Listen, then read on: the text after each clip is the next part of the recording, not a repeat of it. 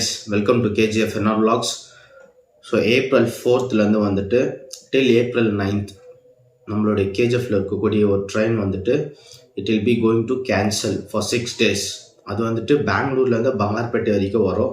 So பங்கார்பேட்டிலேருந்து வந்துட்டு மாரிக்குப்பம்க்கு வந்துட்டு train வராது. எந்த ட்ரெயின் கேட்டிங்கனாக்கா மார்னிங் பெங்களூர்லேருந்து எடுக்கக்கூடிய ஃபஸ்ட் ட்ரெயின் 66546 ட்ரெயின் நம்பர் 66546 வந்துட்டு ஸோ கேஎஸ்ஆர் பெங்களூர்லேருந்து மாரிக்குப்பம்க்கு வந்துட்டு மாரிக்குப்பம் 9:30 ரீச் ஆகும் அந்த ட்ரெயின், ஃபஸ்ட்டு ட்ரெயின்.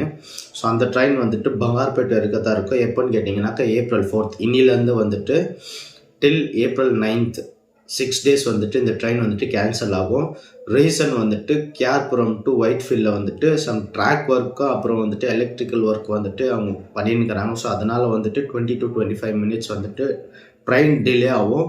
ஸோ அதனால் வந்துட்டு மாரிக்குப்பம் வந்துட்டு போகணுன்னாக்கா எல்லா ட்ரெயினுமே வந்துட்டு எஃபெக்ட் ஆகும். ஸோ அதனால் வந்துட்டு they are cancelling the train from Bangarpet to Marikuppam. அது வந்துட்டு நார்மலாக கேஎஸ்ஆர் பெங்களூர்லேருந்து பங்கார்பேட் வரைக்கும் வந்துட்டு எவ்ரிடே அவைலபிளாக இருக்கும். மறுபடியும் வந்துட்டு Bangarpet to KR Puram 11 o'clock KR Puram reach ஆகுது இல்லைங்களா. ஸோ அந்த ட்ரெயின் வந்துட்டு அதுவும் நார்மல் ரெகுலராக இருக்கும்.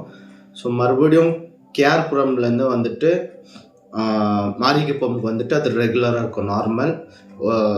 ஜஸ்ட் மார்னிங் ஃபஸ்ட் ட்ரெயின் வந்துட்டு பெங்களூர்லேருந்து எடுக்கக்கூடிய கேஜிஎஃப் ஃபஸ்ட் ட்ரெயின் வந்துட்டு இங்கே 9:30 ரீச் ஆகக்கூடிய ட்ரெயின் வந்துட்டு கேன்சல் ஆகும்.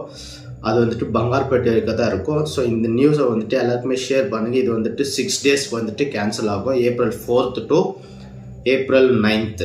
ஸோ இதை வந்துட்டு எல்லாருக்குமே ஷேர் பண்ணிங்கனாக்கா it will be like useful.